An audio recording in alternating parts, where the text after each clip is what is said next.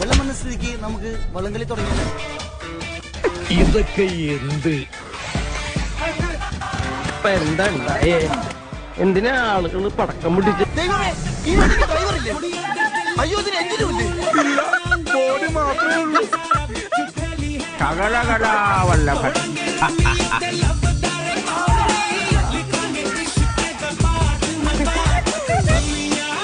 അതെ, എന്താ ഇവിടെ കിടക്കണേ?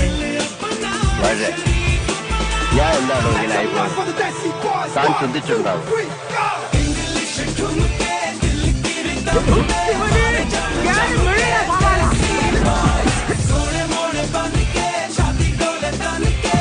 ഞങ്ങള് പഴയ ഫ്രണ്ട്സാ. ഉറക്കം വന്നോണ്ട് തോളിലിട്ടതാ.